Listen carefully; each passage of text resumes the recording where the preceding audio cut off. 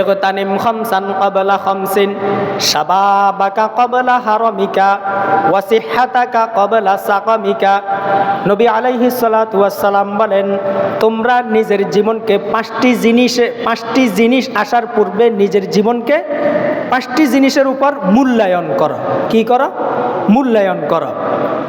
1 নম্বর, শাবাবাকা ক্বাবলা হারামিকা, তোমার বৃদ্ধ আসার পূর্বেই নিজের যৌবনটাকে মূল্যায়ন করো।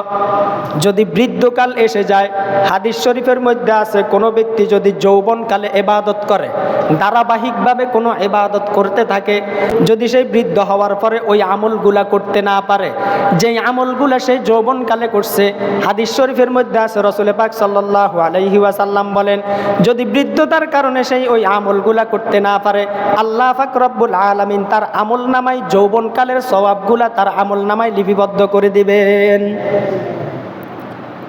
তাহলে যৌবনকালে যদি যৌবনকালে তো আমাদের শরীরে অনেক শক্তি থাকে, অনেক আমল আছে যেগুলো আমরা যৌবনকালে করতে পারলেও বৃদ্ধ হওয়ার পর আর ওগুলা করা যায় না।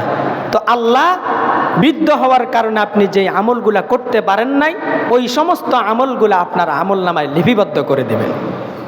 তো এই জন্যই নবী আলাইহিস সালাতু ওয়াস সালাম বলেন, তোমরা বৃদ্ধ হওয়ার পূর্বেই নিজের যৌবনটাকে মূল্যায়ন করো।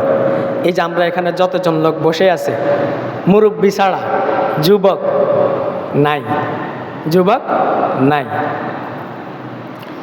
2 নম্বর, ওয়া সিহহাতাকা ক্বাবলা সাকামিকা, অসুস্থ হওয়ার পূর্বেই নিজের সুস্থতাকে মূল্যায়ন করো।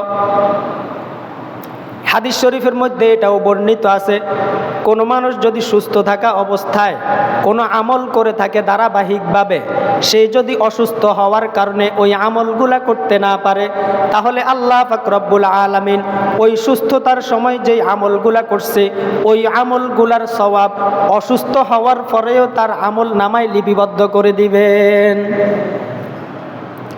2 নম্বর।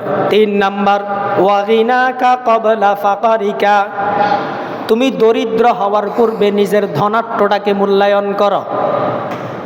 আমাদের এখন ধন সম্পদ আছে, যাদের ধন সম্পদ আছে, ওই ধন সম্পদ চলে যাওয়ার পূর্বে নিজের যেই ধন সম্পদগুলা আছে ওই ধন সম্পদগুলার সঠিকভাবে ব্যয় করা, সঠিকভাবে মূল্যায়ন করা, অপচয় না করা, বখিলতিও না করা।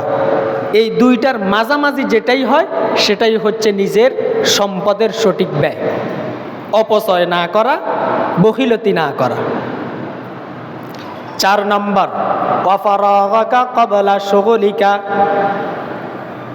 কোনো কাজে ব্যস্ত হওয়ার পূর্বেই আমরা যে অবসর সময়টা পাই ওই অবসর সময়টার মূল্যায়ন করা। 5 নম্বর, ওয়া হায়াতাকা ক্বাবলা মাউতিকা, নিজের মৃত্যু আসার পূর্বেই নিজের যৌবনটাকে, নিজের হায়াতটাকে মূল্যায়ন করা।